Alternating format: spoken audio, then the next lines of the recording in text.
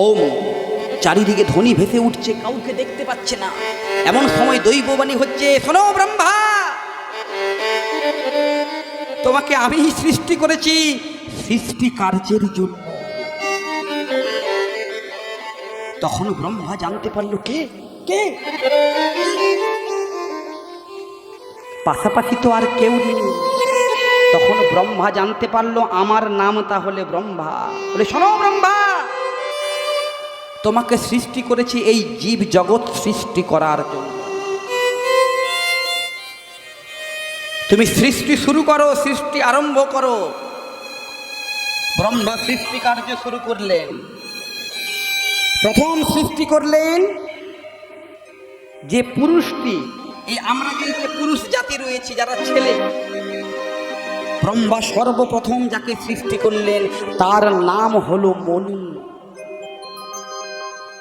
আর একটি নারী সৃষ্টি করলেন।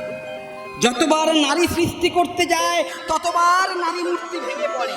মায়েরা খুব মন দিয়ে শুনুন, আপনারা দেখবেন কথায় কথিত আছে নারীর চোখের জল শেষ হয় না। নারী মায়েরা অল্প কথাতে কেঁদে ফেলতে পারে, কিছু একটি বকাঝকা করে দিলেই ঝরঝর করে কাঁদতে পারে, কিন্তু ছেলেরা পারে? মায়েরা এত কাঁদতে পারে কেন? কারণ মায়েদের কাঁদার পেছনে সৃষ্টি তত্ত্ব রয়েছে।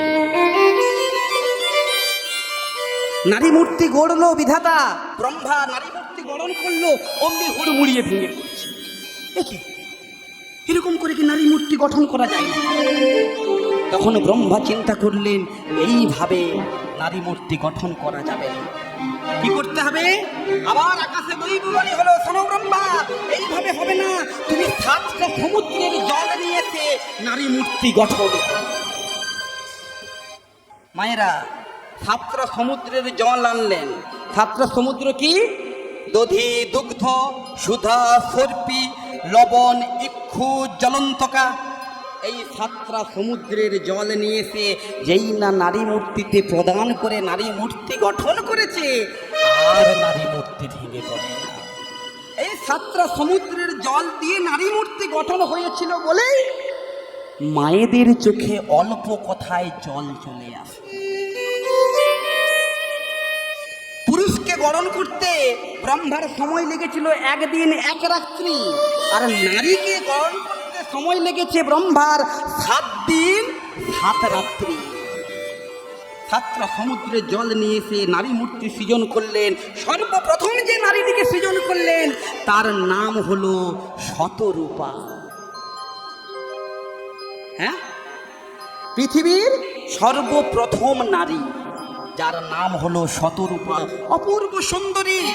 এমন সময় ব্রহ্মা মাঝে দাঁড়িয়ে নিজের পুত্র মনুকে ডেকে বললে, শোনো মনু, এই দেখো আমি আরেকজনকেও সৃষ্টি করেছি। দেখো এই যে শতরূপা আমার বাঁ দিকে দাঁড়িয়ে আছি, তুমি আমার ডান দিকে আছো।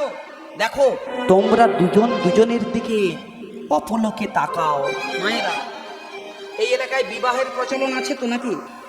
হ্যাঁ, বিবাহের প্রচলনের সময় দেখবেন একটা কার্য সিদ্ধি করানো হয়, উপরে একটা এই আর ওড়না একটা দিয়ে, ছাদনা তলাতে পান পাতা দিয়ে একটা কার্য সম্পন্ন করান ব্রাহ্মণ। কি কাজ বলে ওটাকে? কি বলে? শুভ শুভ দৃষ্টি। হ্যাঁ, এই সর্বপ্রথম ব্রহ্মা শুভ দৃষ্টির প্রচলন করলেন। অগ্নি সাক্ষী রেখে মনু আর শতরূপার বিবাহ প্রদান করলেন। ওই একে অপরের দিকে প্রেমের আলাপে দেখলো, তার থেকে এক এক করে 14 জন সন্তানের জন্ম হয়েছে। 14 জন সন্তানের জন্ম হয়েছে। সেই 14 জন সন্তানের নাম হলো 14টি মনন্ত। আর সেই প্রথম সন্তানে যিনি জন্ম নিয়েছিলেন শতরূপা এবং মনুর গর্ভে, তার নাম হলো স্বয়ংভুব মনু। আর আমরা যে মনুতে বসবাস করছি এই মনুর নাম হলো বৈবস্বত মনু, 7ম মনু। এরপরে এখনো বাকি আছে 7 জন মনু, তার মধ্যেও আমরা যাব।